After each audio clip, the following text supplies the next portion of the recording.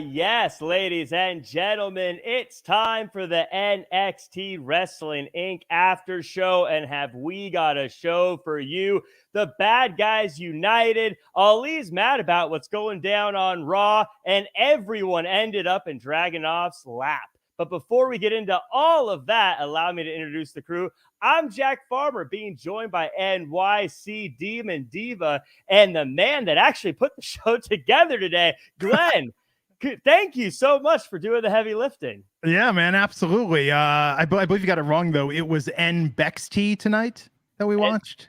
That is a banger shirt idea, by the way. I loved it. But we got a lot to cover. Issa, how did the live stream go for you? It was fine. Watch along, I should say. It was fine. There was a lot of really good in-ring stuff. Are you going to copy everyone else's comments and pretend they're your own? Yep. Because that's what I would do. I might have had that before where my wife says something funny and I'm like, oh, yes, I'll use that later on the podcast. Yeah, I was talking with a friend the other day about that movie that came out a few years ago where everyone forgot the Beatles. Oh, yeah. Yesterday. He copies their songs and stuff. I was like, man, I would do that with everything. I would go through and just start Googling every band that didn't make it, and I would be the greatest songwriter of all time. I'd start doing that with comedians. I'd steal their jokes. I'd steal everything.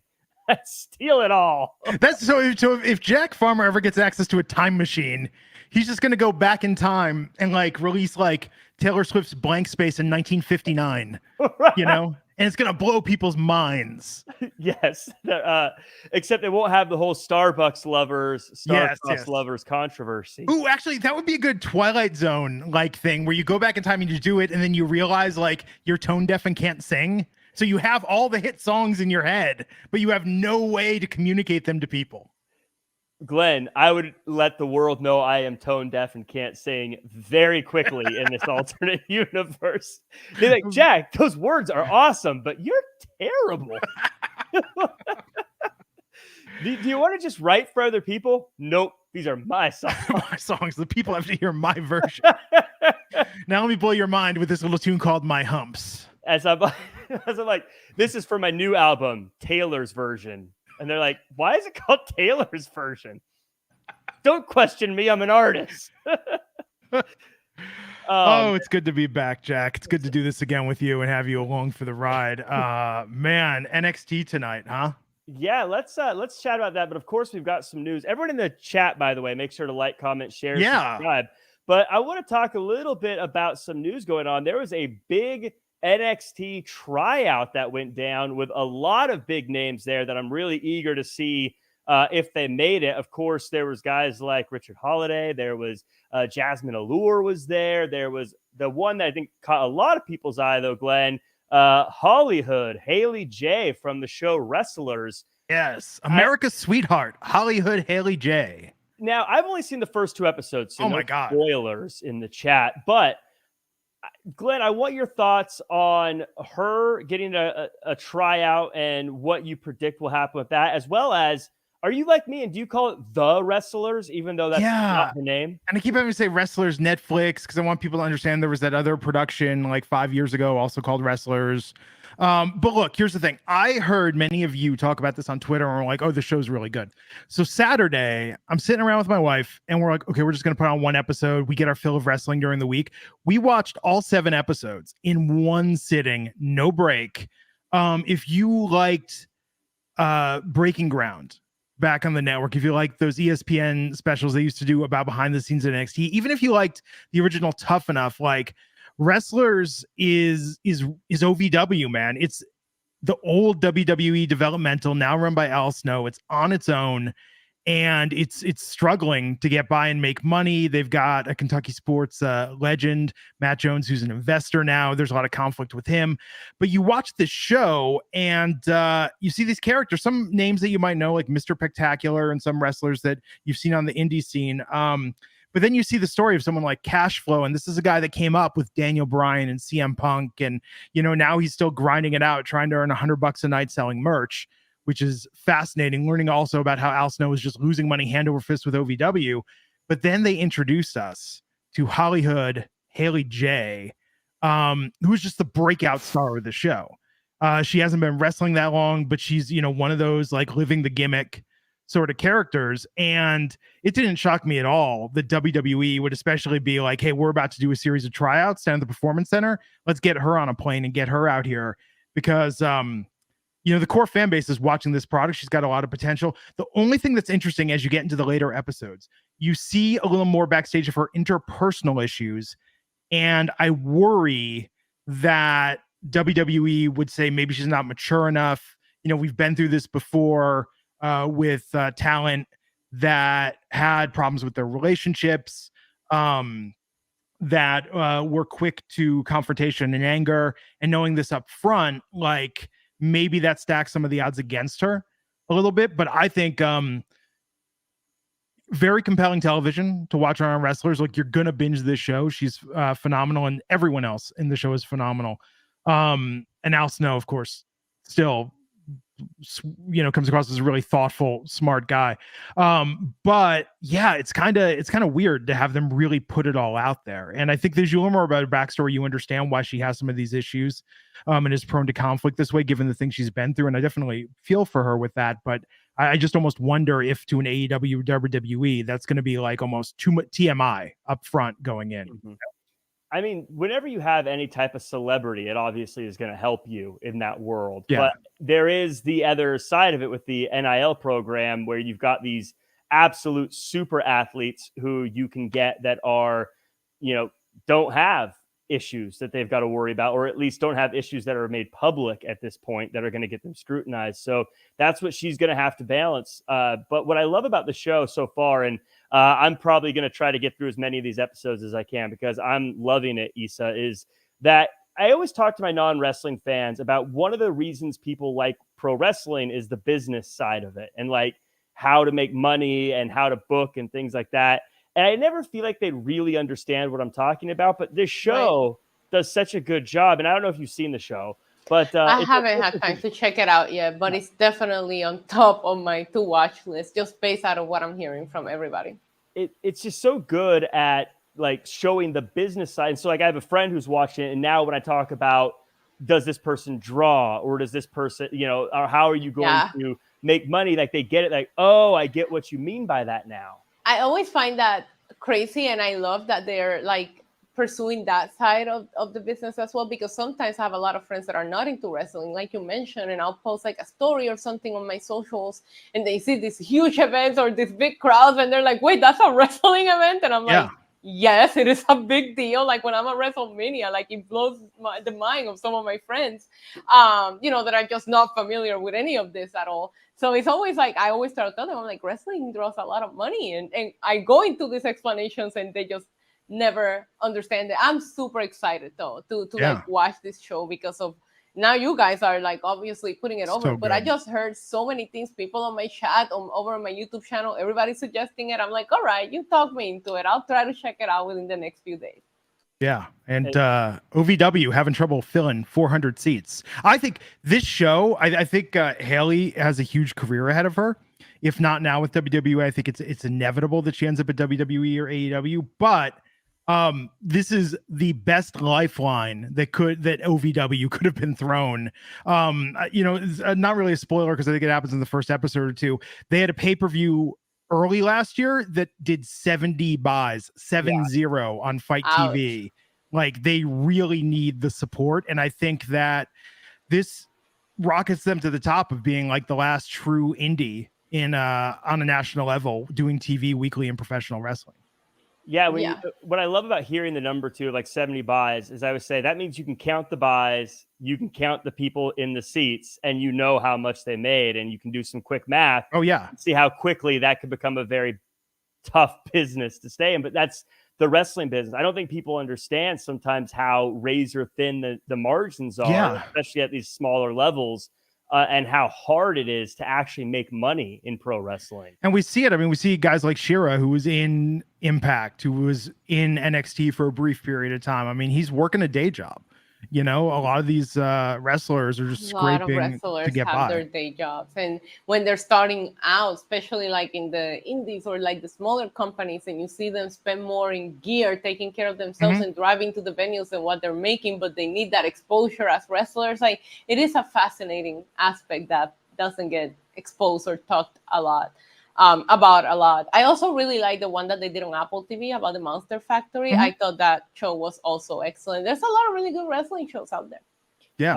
I will say Absolutely. that means for anyone, by the way, if there's a wrestler you like, obviously sharing their stuff on social media is great, but buy their merch and things like Yeah, that, because seriously. it's a huge, especially if it's like a person at an indie company or maybe someone who's not on at AEW or WWE, that buying a shirt or whatever makes a huge difference for them. And so that I always say is like the best way you can support them, because not only are you going to get merch, you can wear their stuff, but you're actually putting money directly into their pockets, which is Yeah, so important at huge. that level. And buy some OVW pay-per-views on Fight, please. Watch their YouTube channel. Al Snow's got to keep the lights on. Yeah. Someone who, as far as I know, was not at the tryout was Jade Cargill, which seems to be the talk of the town. Where is she going to be at? Dave Meltzer talked about the plans that they're cooking up for her in WWE, saying they're doing main roster creative for her right now. It's high priority. So they're not like bringing her in to be like, you know, how they could bring in some of the NXT people like Von Wagner or Alba Fire. Alba Fire is actually a good one. Like Alba Fire, she was brought up, or Casey Catanzaro, Katana Chance. They are brought up and they have no idea what to do with them. And they just kind of disappear into the dust. It's almost like, why did we even bother calling them up? She is not earmarked to be like that. She's earmarked for real stuff. Issa, as of my understanding right now, Jade Cargill is still a free agent, hasn't signed any contracts.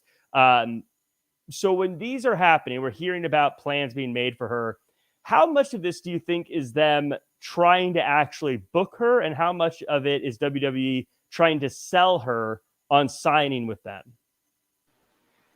That's a good question. I'm not sure. I mean, if you buy the rumors and the news, she is signed, and it's just a matter of where they're gonna have her, what they're gonna do with her. I will say, I think that Jade Cargill, whatever the rumors or the news happening, whether she's trying to negotiate a better, like she's got money written all over her, and it's just a matter of how do you use her. So I am hoping that the news that we're talking about are actually truth, and they're trying to think of what Yeah. storyline, how do we bring her in, and how do we really capitalize? Because a mistake that AEW made and what might have cost them having Jade Cargill is just not putting her ever on something significant. Yeah, she had the streak, but they never put her against any of what they consider their main event players. We never saw her go against Britt Baker. She was never in the world title picture. So I would hope that if you're going to bring somebody like that, there's also rumors out there that she signed for significantly more than what they'll bring somebody in. Mm-hmm. Then I will hope that you go ahead and book her. In addition to that, she doesn't have as much experience as the people that you brought in. So how do you highlight her strength and kind of like hide her weaknesses until we get her to where we want her to be at, right? Because a lot of people talk about her still being green or her not being ready in the ring. Well, she was wrestling 2 matches every 2 months. Of course, she's not going to be ready. WWE is going to give her the opportunity, have a performance center, which they don't have AEW, that's going to get her there. So I think wrestling, you can learn, but having that it factor that Jade Cargill oozes, that's something that cannot be learned. She already comes with the hardest part of the game. So just plan something good for her, because Jade is money. The amazing thing, though, I'm sorry, Jack, to cut you off. I was going to say the amazing thing, though, is that the hardcore fan base is going to be waiting every time there's an open challenge, every time there's potential for a swerve. I don't care if it's NXT, Raw, or SmackDown. If it's a women's match, they're going to be waiting for Jade to do a run in, make a debut, win a title. Like, as somebody who does live watch alongs, Glenn, I can tell you that her name has been brought up yesterday. Absolutely. It was brought up today on my chat. Absolutely. Everybody's like, Becky Lynch Open Challenge, it's going to be Jade. And I'm like, everybody needs to chill. You guys need to chill. But yeah, the people are already waiting for this to happen. But Glenn, one of the things I want to ask you about with Jade is everyone's talking about how she needs to train, or maybe she's not ready for the main roster, whatever. But I look at the history of WWE, and they've done great. But I look, Logan Paul wasn't wrestling a ton of matches. Bad Bunny wasn't wrestling a ton of matches. WWE is clearly able, with the talent they have, to take someone with less experience than Jade Cargill has and make them look like $1 million. Is NXT really necessary for Jade Cargill? It depends on the gimmick. I mean, let's remember Ronda Rousey's first match was a tag match, you know, with her teaming with Kurt Angle at WrestleMania. So I think that, look, if they want her to have a Goldberg-esque run in the women's division, then I don't think she needs to elevate her skills beyond what we've seen in AEW. If they want her to come in and put on, you know, 5-star, super athletic, technical matches, then yes, NXT would be good. But I think that, you know, in a weird way, this is a chess game still with WWE and AEW. And what's funny is there's very few pieces WWE is interested in claiming from AEW. You know, Cody was one. CM Punk might be another. I think Jade is on that short list. MJF might be somebody in the future. But this isn't like, I mean, Tony Khan seems to, I mean, for quite a period of time, he's brought in a lot of people that weren't well used in WWE, you know, or were sort of dormant with their career. So I think that with WWE, they want people that they can get something out of and take it to the next level that they feel were, you know, already big, but they can make them even bigger. And I think Jade fits that mold 100%. Yeah, I think also to your point about where they're taking the people they seem to be picking up from AEW, WWE is in an interesting spot now where they've done so well with that NIL program that when it comes to the people who are wrestlers, they can be very choosy about who they want. And it's no longer about, I think, trying to load up with ammunition with wrestlers anymore. It's about like, do we have space for these people? Because we've got this new class of super athletes, because the NIL program, whatever you feel about it, the people they're bringing in are absolute super athletes. It's insane. And so they've got those. They've got super athletes. They've got people with the look. You've got to be able to stand up with them. And so they can be picky at this point, I think. And that's why Cody, Jade, and I think there'll be more from AEW, but I don't predict WWE will raid AEW's talent in a big way ever. For that very reason. Tony Khan seems like the kind of rich kid that wants his parents to buy him like every G.I. Joe action figure, but he just plays with the same 5. And they're like, Tony, you haven't even opened the other ones. He's like, but I appreciate having them. You keep some in the box, Glenn. That's what you do as a collector, okay? We got a few super chats before moving on to the main show here. Kelvin Alexander saying, give Elektra Lopez all the belts. Strong words, Issa, for a wrestler who didn't compete tonight. But do you think Elektra Lopez deserves all of the belts? I'm not sure about all of the belts, but I think that Elektra Lopez and Lola Vice are money right now. And I'm really, really enjoying what they're doing. I'm enjoying their pairing, and I want to see where it goes. Just I'll get to it now. Malik Black saying, no Dar going to risk it all for Jade to join Meta 5. Huge pop for that. No Dar is one of my favorites. Let's get into the show. But as always, if you're watching or listening, like, comment, share, subscribe. Give us a 5-star review on Apple while you're hanging around. We haven't had one of those in a while, so that would be very appreciated. To do that. Then I can, what I like to do is I like to screen grab it and then send it to all the bosses over at Wrestling Inc. and say, look how great we are.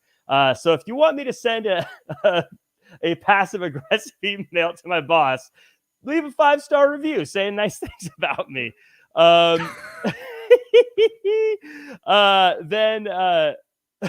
So anyways, yeah, Pepita, Ricky, Kelvin, MDB 999, Baby Eyes, Corey Pride, Mike Martin, everyone else, Juan, beer, money, Melissa Hernandez. Thank you guys so much for being here. Kelvin with a super chat real quick says Jade should start in NXT under a mask for a few months. Call her Black Ebony Diamond. Why don't use the same mask Hogan wore as like Mr. America, because it's going to be so obvious. Could you imagine how little patience the NXT audience would have for that? That's none. Never joined Schism. No, what's going on with Schism, by the way? Stop. I'm excited to talk about that, but first I want to talk about this this opening segment here. Yeah, Becky please. Lynch comes out and she says it's the NXT World Tour, and Becky gives us a rhyme about all the potential challengers she may face.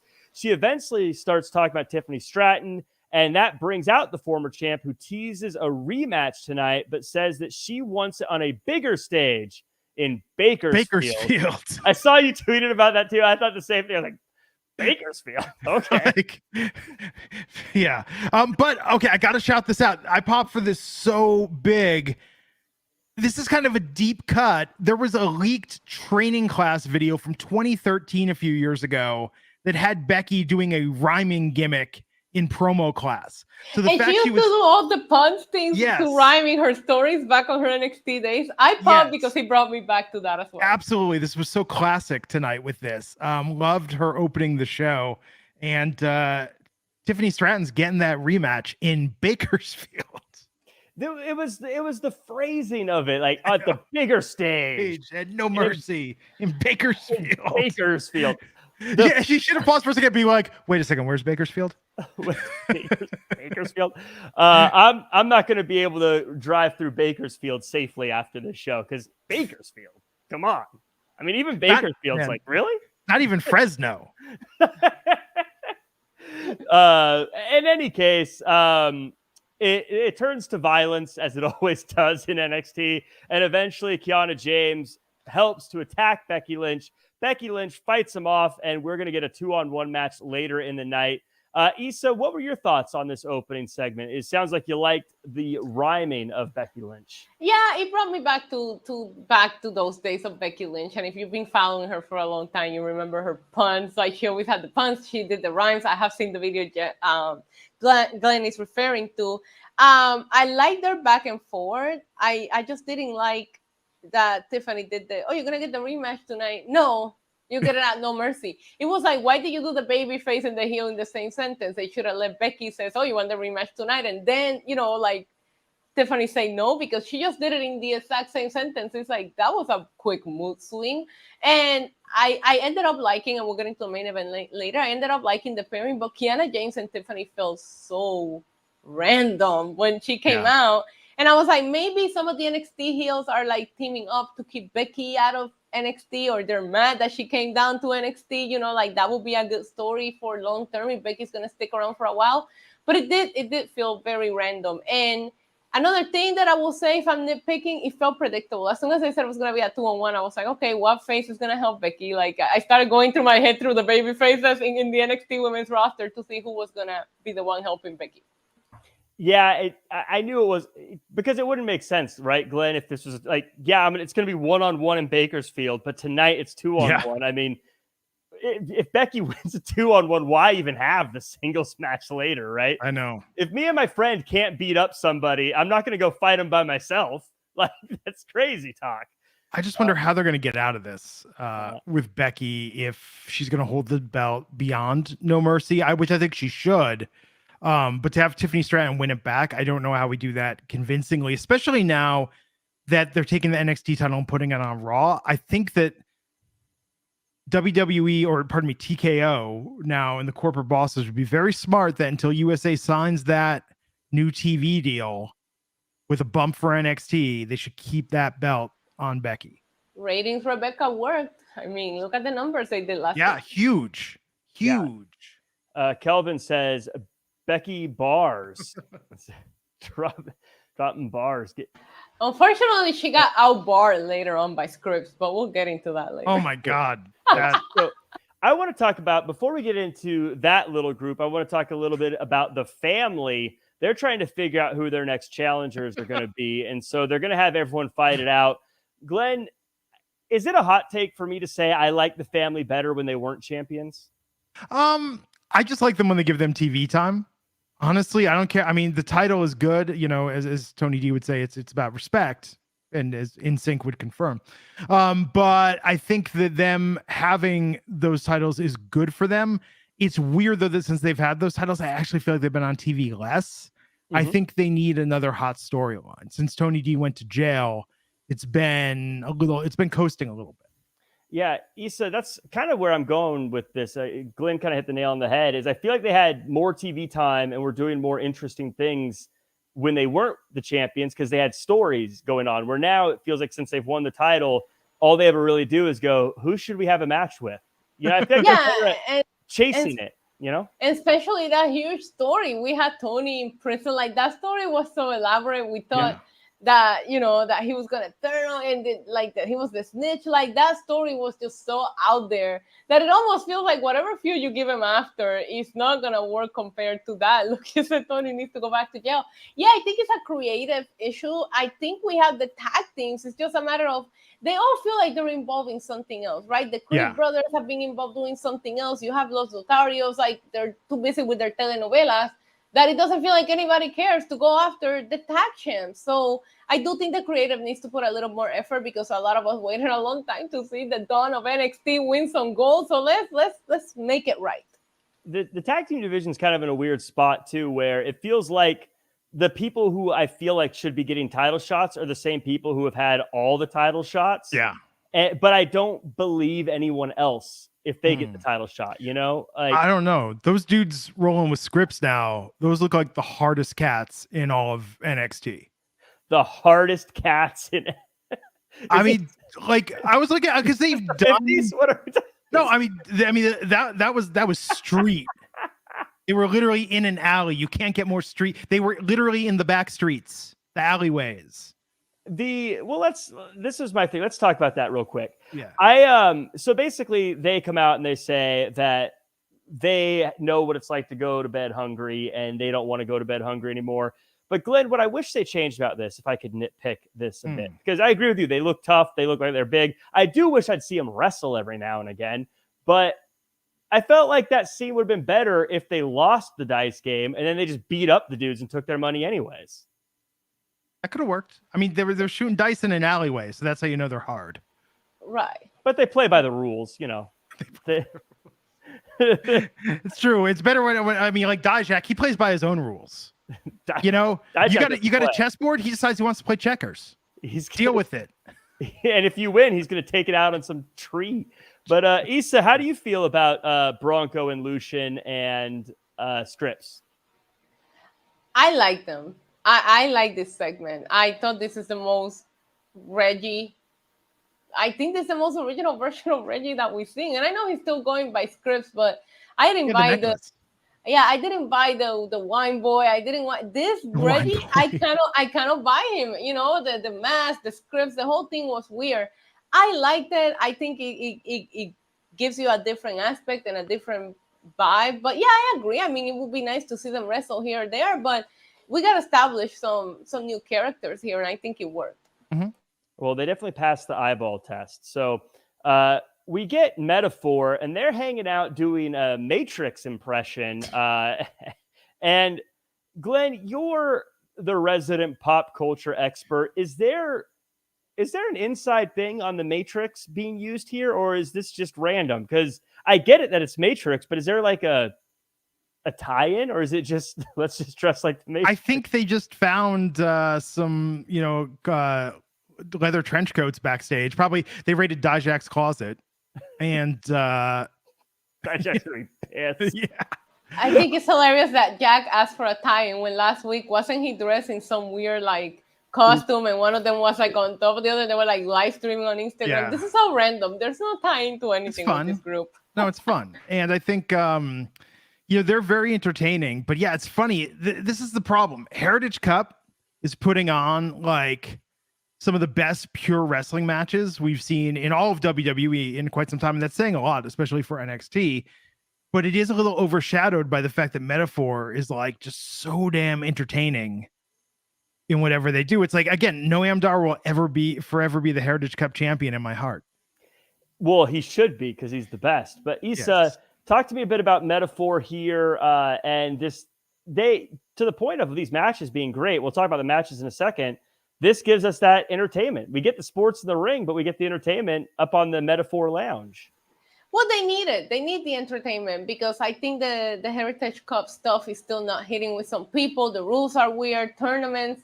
I mean, maybe it's because of AEW, but it feels like I'm burnt out from tournaments. But these guys are making this work and are making you really be into it. You want to see who's going to try to take this from Noam Dar, and you are afraid everybody's going to fail just the way that he is. But we do need the entertainment because, I mean, while we're getting some amazing bangers, in the ring, it's still hard to get into like the Heritage Cup. But I'm more into the story behind it than I am into the actual winning of the cup itself. Well, one of the great matches we got that I am really glad we were able to see and they were given time, Butch versus Tyler Bate, hard hitting. They use each other's finishers. They told the story of them knowing each other, and Butch using his better end finisher, one that I don't think we've seen in a long time, as long as I can remember. Issa, I think you and I would agree that Butch is great, but both of us are probably a little sad the greatest dies in professional wrestling come to an end in the Heritage Invitational tonight. They better put him in a different storyline immediately so we don't have to go through, Tyler Bates' legs withdrawals here. I need to see him on TV every week. But man, these guys, just every time you see them in the ring together, Tyler Bate and Butch, they're great. And we are blessed to have that match. I thought it was going to go to a draw. I mean, that ending, It was like 10 seconds left. I'm like, oh my God, they're going to have him go to a draw, aren't they? And I would have not been shocked. I mean, they kind of both deserve the win here. But yeah, I really did think it was going to a draw. But excellent match. Tyler Bate and his legs are hugely over in my household. Do you think, in general? Yes. Do you think the Butch era is coming to an end? No. Butch. You think they're going to keep it as Butch? I think he's Butch forever. Wow. I think the internet thinks that it's coming to an end, but I think the internet has thought it's coming to an end for a very long time, and I don't think it's coming to an end. And Vince is like, we put a lot of money into this Butch character. We're not letting that go. Vince McMahon is more powerful than ever. You think now he's going to go, yeah, just throw out that name I gave him. Yeah, Pete. Can't take a guy. There's no tough guys named Pete. Yeah, so I don't think that's going anywhere. But I thought it was going to be a time limit draw too, because they announced the time limit, which is always usually the key. But later on, Glenn, I want your thoughts. We got Duke Hudson versus Joe Coffey. Yeah. Looks like Joe Coffey has it in the bag, but Duke gets the roll-up win, and now we got a tiebreaker or a tie for Group 3. Later, we get the triple threat tiebreaker. The thing that caught me about this is I found myself really starting to root for Duke Hudson throughout the night. Well, he's got that Chase U rub. He's the standard bearer now. Like now that Thea Hale is turned over to the dark side, like Duke's all they got. So everyone is going to be fighting for a chance to join Chase U now because they know that whoever the number one person is in Chase U is going to skyrocket. But we get a triple threat later in the night, and we'll talk about that one in just a moment. Why book a tournament that can end in a tie? Makes no sense. I just want to point that out. Well, because why else would they have had the weird point structure they had? I thought it was cool. It was different. Okay. It was interesting. Okay. I like this tournament. I like tournaments. I like brackets. You like everything, Jack. That's been established here. We know you like everything. I don't like everything. Jack retweets a lot of things. It's like, Halloween candy, you can keep only one. You can't pick just one. I pick all of them. But one thing I think we all loved was Thea Hale getting her makeover on. We get to see the new and improved Thea Hale next week. Glenn, at one point, JC Jane said we need more leather. Do you agree? I mean, it was interesting. It's always fun to see someone dress and play against type and go in the opposite direction. I'm bummed they didn't go to Hot Topic. My wife looked it up. It's a boutique in Orlando owned by, I believe, a basketball player and his wife, where they went to do the shopping segment. But this was fun, but not as fun as it could have been. I like Thea's reactions about being shocked by things. But yeah, we will see what this new look is next week when we get the emergence of Dark Thea. I would answer the question. Yes, we always need more leather. It's a good answer. I do feel like they could have... I think it was fine how it was. I do think they could have done a lot more, though. Like they could have done, in my mind, I was thinking, I know it's not comedy, but I was thinking like the Dumb and Dumber thing where like they're getting the hair done and the nails done and the new clothes. And, I think you could have had other characters involved and like, the person who works at the store being like, what about this one? And then be like, Yeah. no, you know what, all that kind of stuff. I feel like they could have pulled on this a little bit more, but A-level concept, B execution. But I am interested to see what this final makeover looks like because they teased it. They wouldn't let us see. So we'll have to find out. Roxanne Perez took on Lola Vice. Vice used a lot of submissions in this one, but Roxanne reverses it to get the pin and the win. After the match, Roxanne is like, Becky, can I be your partner? And Becky's like, nah. He's because that's literally how it went. Issa, could you imagine going to your hero and being like, man, if there's anything I can do to like help you out, and there's like, nah, beat it. Like, how would you? It's interesting with Roxanne, this story that they've told where it's like she was champion, then she wasn't champion, and then you think every time there's an opportunity, like, oh, she's gonna get pushed right back to the top. And it's just like they're constantly being like, no, that's not happening. No, that's not happening. It's not happening. And I'm starting to feel a little bad at this point. Well, you know who doesn't feel bad? Becky Lynch. Right? True. Well, she's big time. But Issa, I want to ask you about Lola Vice because Roxanne, obviously, future of wrestling, very talented. I think we all know that she's great. Lola Vice still new here. Did she win you over? Her and like I told you earlier, the pairing of her and Elektra has really helped. It's kind of working right now. I want to see where it goes. I haven't seen enough of her in the ring, but the two of them together, I think, is working. And you can even the crowd reaction to the two of them. I mean, you can't blame them. Look at them, right? But yeah, I like her. I want to see where it goes. She's growing on me quite fast. But this was a fun match. Yeah, Glenn, I look at, again, I mean, Roxanne, I think we can talk about Roxanne and how she's got a bright future, but I feel like that's pretty apparent. I feel like that's saying a young LeBron James, like he's going to be pretty good at basketball. You know that Patrick Mahomes kid? I think he's got a future. I think that, yeah, she's great. But I think Lola Vice, to me, seems to be checking all the boxes of someone who may have a very bright future. Do you see anything in Lola Vice? What do you think her ceiling is? I like Lola a lot. It seems like they're giving her more TV time as we go. I think the NXT women's division is so resilient. It's amazing. No matter how many times they rate it and do call-ups, within 2 or 3 months, it's back to having an abundance of talent that could be credible champions. So it'll be interesting to see where they go in a post-Becky era. Like, I'm very, very curious who's going to get that next turn. It could end up being Lyra Valkyra.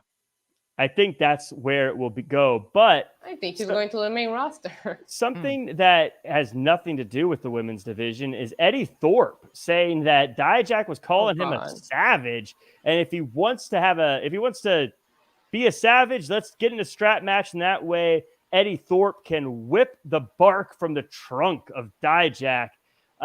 Glenn, this is kind of what I think we all expected to happen with this, where we thought it was going. Do you like the execution?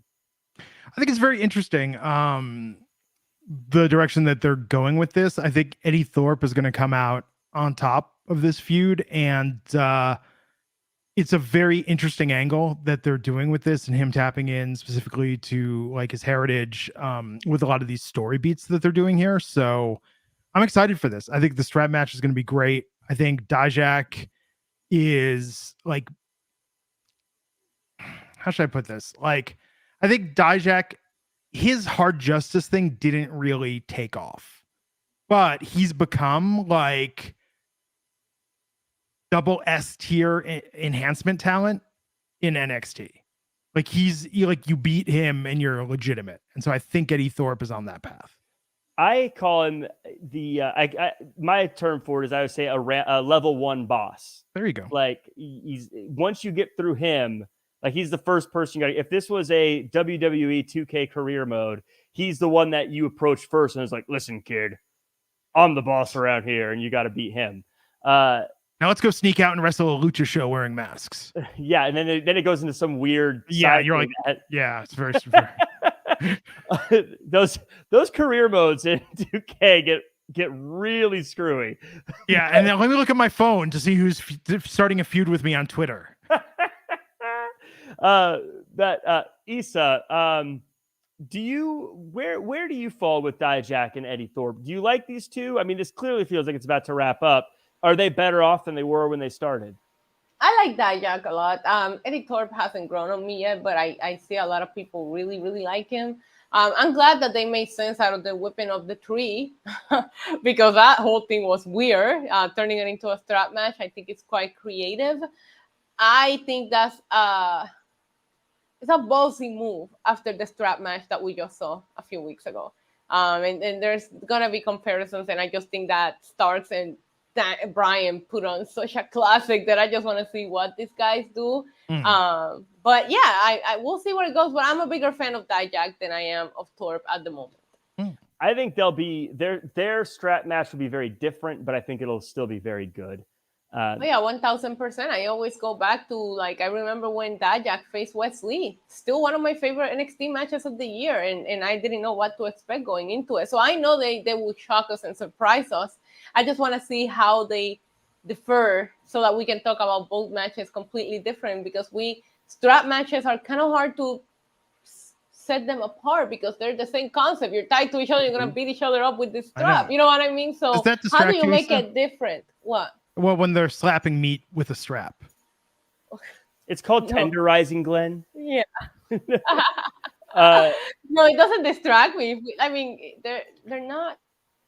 I don't consider Brian or Starks in the big meaty man category, so it was distracting. Dijak will be there, but not Thorpe. So no, I mean, if there were two big meaty men slapping straps, then maybe it would be more distracting. I don't know.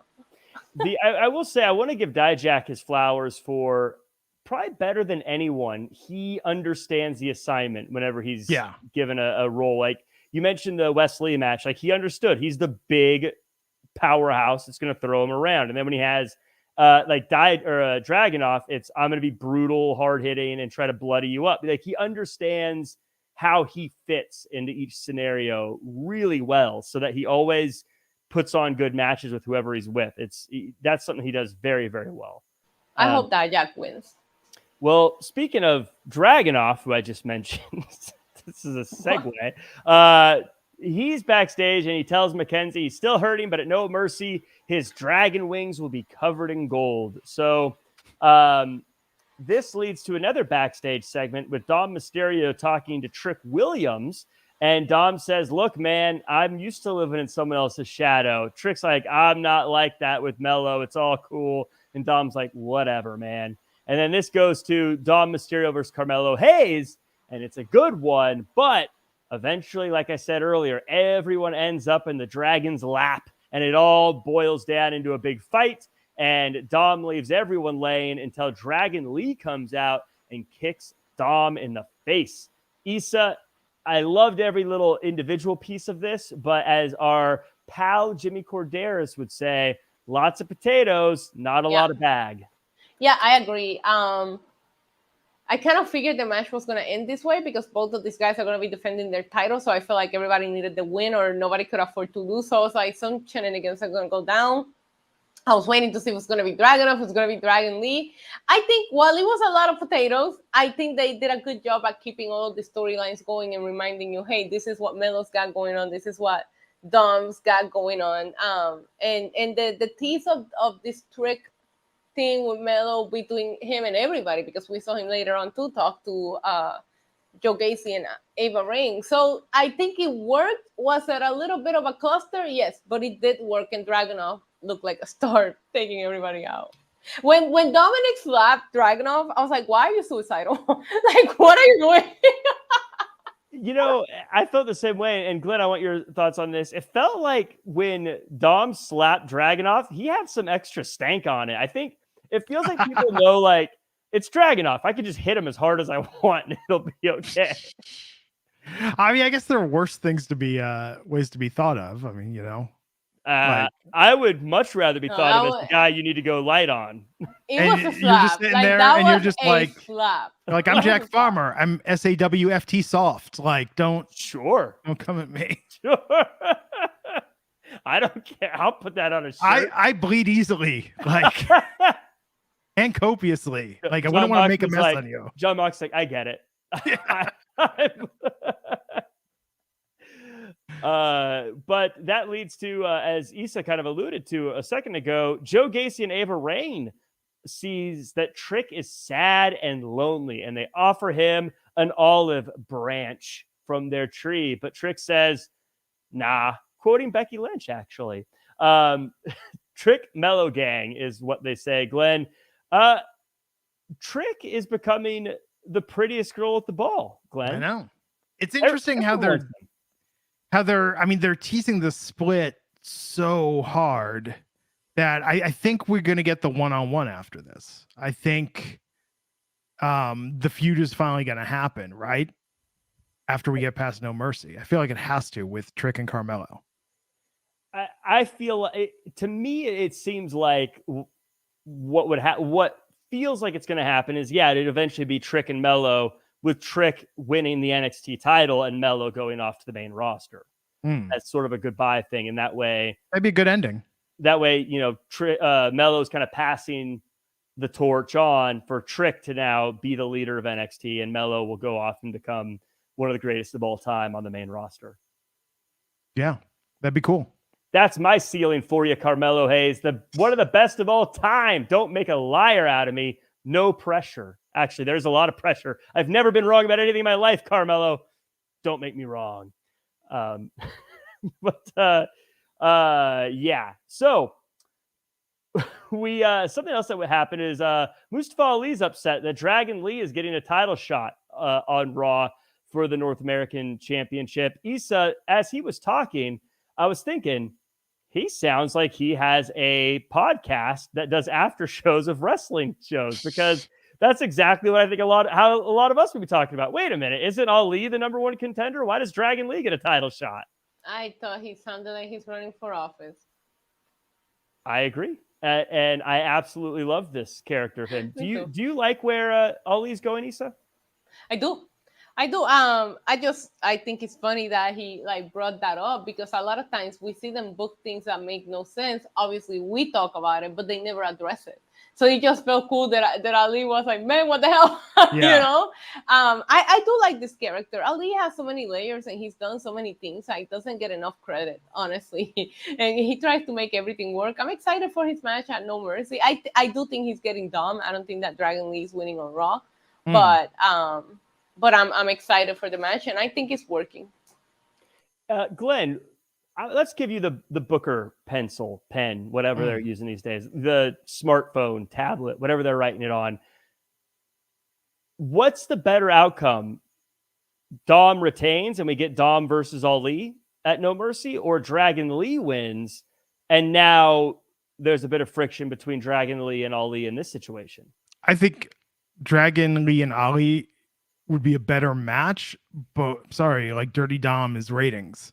Yeah. And if I'm booking this right now, I'm like, look, I got to make the man happy and, the TKO team happy to get that bag from USA Network. So hey, if you can give me Roman Reigns as NXT champion right now, I'll take it. Because we got to get people to watch the show. So I think Dominic, Becky, I think they gotta ride this a little bit more, and then we'll have a nice open palette. I hope they just don't do it all at once. I hope it's not in the same night, everyone gets out of there. Although, man, wouldn't it be interesting if they were able to have now I don't know how they would do it though. I was gonna say it'd be great if they had NXT pushback where they're like, hey, all you main roster people, get out of here. But there's no allegiance in the main roster. That's what I thought they were going to do, especially when I saw Kiana James unite with Tiffany. I was like, we're going to start some kind of thing where they don't want these people to come down to take their championships. I think that would be a cool story. Yeah, but they would. You never have Becky and Dom and Baron Corbin be like, okay, until we fight our way out of here, we're a team. That would be a fantastic segment to see them try to get along, and then by the end of the segment, this isn't working. Yeah, and they just leave NXT. They're like, screw this place. Yeah, you know what? Yeah, we're not gonna work well together. But look, this is the hottest NXT has been. In forever, right? Maybe Survivor Series the year NXT was involved. That was the last time. Although I have to say, it'd be great if they did that again this year. If they involve NXT and Survivor Series, I think they might do it given the TV ratings negotiation or TV rights negotiation. I could see that happening. But no, I think NXT is going to be fine in the long run, but this has been a huge shot in the arm. And it's not like, I mean, look, titles, yes, like Dominic having that title, Becky having that title does take away an opportunity from a homegrown NXT superstar, but it's not, I mean, still, there's more talent featured on NXT in 2 hours than any other wrestling show in existence. Like, people are getting those spots, and they're getting more eyeballs on those spots because of having Dominic Mysterio and Becky Lynch there, and to a much lesser extent, Baron Corbin, who's getting his massage backstage. I can't remember. I think it was Bischoff was talking about how were people worried about their spot when Hogan came to WCW? And he was like, no, because Hogan was going to make them all richer. Yeah. You know, I feel that's probably the way it is with NXT. Like, I'm sure Tiffany would love to be champion, but it's like, you're working the program with Becky Lynch. Come on. This is better. Like, you know, and I know people are worried about what the Fed is going to do with interest rates. I know people look at the stock market. But I want to say that the proof positive that the American economy is working is that Baron Corbin can afford massages again. Yeah, and he's getting one right outside of the area that Briggs and Jensen decided to have a big fight about something that happened a week ago. But this was fun to me. Corbin, Corbin is like becoming gold in NXT. He's got the perfect level of, I'm, you know, for lack of a better term, I'm better than you, but I'm so much, I don't even care. I just don't want to deal with you. You're like beneath me. I don't care about you guys. Shut up. Issa, tell me about Baron Corbin. I always been a fan of Baron Corbin, especially the end of days. One of my favorite finishers. Doesn't get talked about enough. I love everything that he's doing in NXT, to the point that I found myself asking multiple times, where's Baron Corbin throughout the show tonight before he finally showed up. And I'm like, wait, am I missing Baron Corbin? Like, where's this coming from? A little sad that we didn't see Brown Breaker, because I am looking forward to this big meaty men slapping meat festival they're going to put on at No Mercy. But I love this here. The attitude, like, excuse me, you're interrupting my mustache. And I was like, that is Baron Corbin. That's what you expect from this guy. Doesn't disappoint. Love him. Keep it up, bud. They need him to start roasting the roster. He was almost doing this tonight with Brooks and Dunn and what's her face, when he was just like, who cares? But he needs to be like, so what? So and so's cheating on who is so and so, and you're a virgin. Who cares? This is a wrestling company. You should go up to Schism and be like, are you running a cult, or are you here to actually wrestle? Like, what's your thing? Does this cult make you money? Then who cares? You know? Well, if you're the leader, it does. Yeah, but true. They did get a good burning there when they were like, well, you want to act like the biggest badass in NXT when you're back there getting a massage? And I was like, hey, massages are okay. Yeah. Doesn't make you any less of a hard ass. Briggs is the one with the big beard, right? I always mix those two up. I don't know which one is which. Yeah, we don't know which one's which. He seems like a very angry individual. He's always upset about something. Even back when it was like happy, and like he was like, you're a virgin, I need to help you. He's like, I'm gonna help you. I was like, geez, dude. This is where Baron Corbin could be so good, to just make that his gimmick, to remind people like, this is a wrestling company. We're here to wrestle. Like, Chase, you was like, are you even accredited? Like, what's going on? What's going on here? This is dumb. You should just hate on everybody's gimmick. Well, it does. That would actually be kind of like, even in this situation, it'd be an interesting thing if he said, okay, well, Jensen, I'll show you, if you focus on wrestling, you'll do better. And then he teams with Jensen once and he wins. And then Jensen starts to go, well, Briggs, what the heck? I won with Corbin. What's going on with you? You know, or I don't know, something could happen there. But no, they could do a lot with this. But Baron is great when he's just like, I'm gonna stop just short of breaking the fourth wall and just be not into this ridiculousness. So we got the finals of bracket B, Duke Hudson versus Nathan Frazier versus Joe Coffey. And it ends with Joe Coffey getting the win and winning his bracket. He'll be facing Butch next week.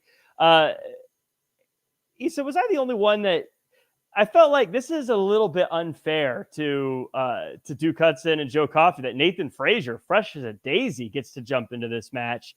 I was like, "That's who's booking this show? Come on, like, that's not fair to them. How come he gets a free?" Good point. I actually didn't think about that. That's a very valid point. Agreed.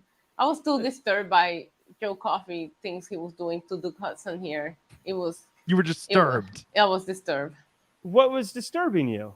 You know what was, Jack. Don't play.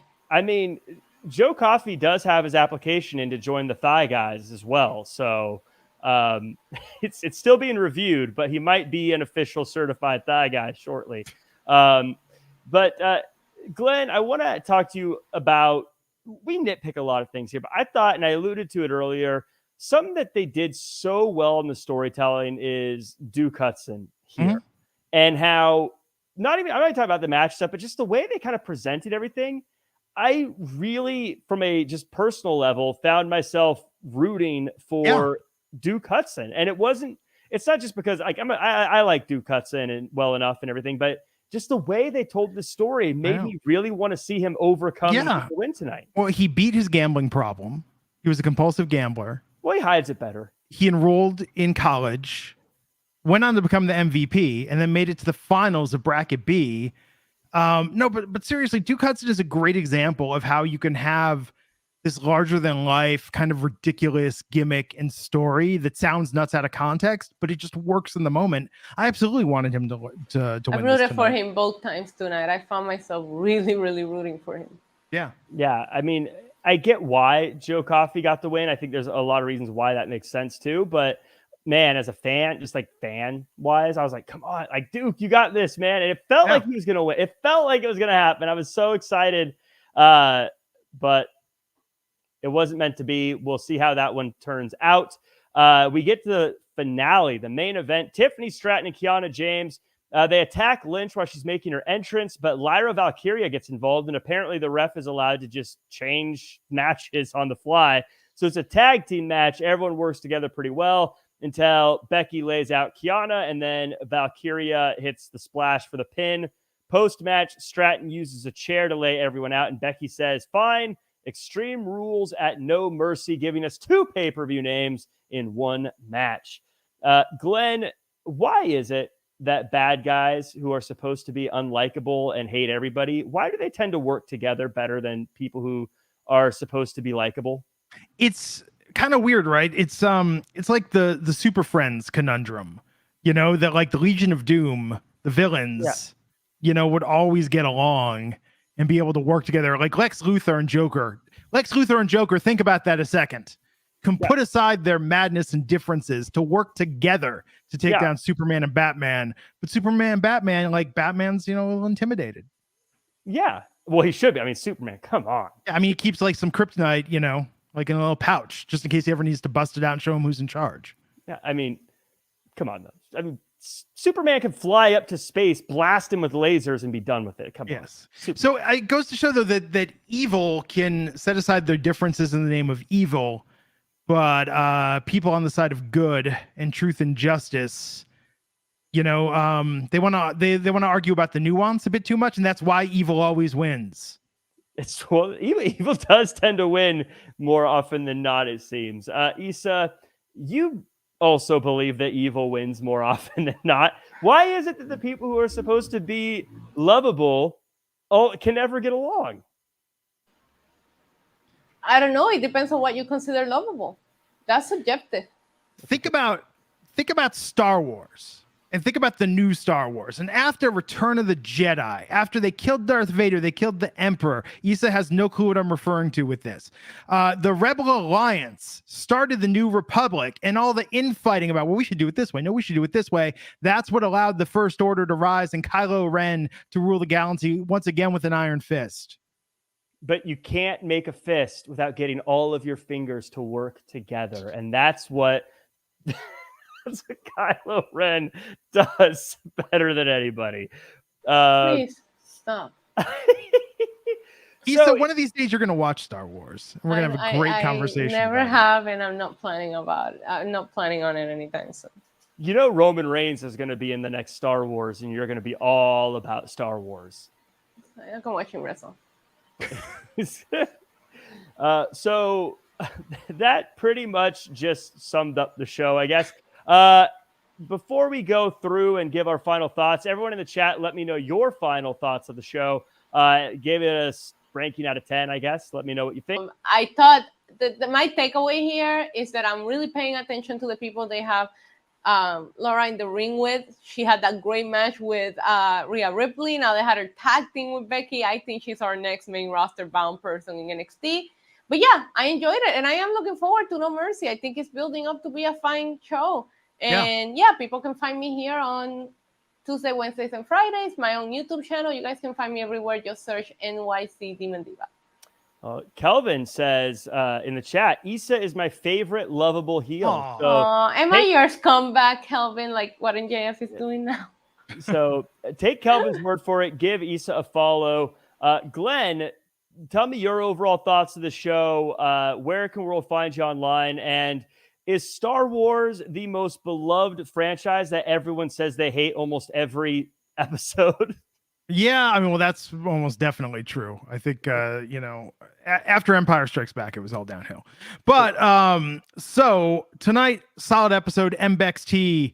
Lots of good things happening. No Mercy is going to be hot. Going to set Bakersfield ablaze with all the excitement and energy that NXT is going to bring. Looking forward to it. You can find me online at Glenn Rubenstein. And if you want to hear funny stories from my childhood, Raj Giri's childhood, and Matt Morgan's childhood, check out our new podcast, Gigantic Pop, which you can find on YouTube or wherever you get your podcasts. In the latest episode, Raj Giri reveals he's never been in an actual fight and never been punched in the face, which is crazy. And I tell the story about how, in a weird roundabout way, in 5th grade, I kind of bullied a bully into bullying me even further. Only Glenn. All that and more on Gigantic Pop, episode 3. We got to hear about that. I got to hear exactly how you bullied a bully into bullying more. I took a page out of Daniel LaRusso from The Karate Kid, took a little page out of his playbook. It's a hell of a story. Please tell me you tried to crane kick him and you everybody did that. I mean, come on. Like, that was, if you were alive in the 80s, you tried to throw some crane kicks. Yeah, you put your one foot up and they're like, no, come at me. No, you come at me. No, you come at me. Exactly. Well, you can find me at Real Jack Farmer across all social media. I'm going to be on commentary for Prestige Wrestling Sunday, September 24th. We've got some banger matches coming through. Check that out on IWTV streaming live. You can hear my voice just narrating over great wrestling. It's a great combo. Check that out. I want to thank everyone who joined us in the chat. Alicia, MDB999, Pepita Jr., Baby Ice. We got Max Feldman. We got Killer, a Demon 669, Julian Floyd, Jason Prate. I always feel like I say your name wrong, Jason. I apologize. But Tomio and everyone else, thank you guys so much for joining us. And make sure to stay tuned. Well, not stay tuned, but check out tomorrow for the AEW after show right here on Wrestling Inc. And this is the sign off.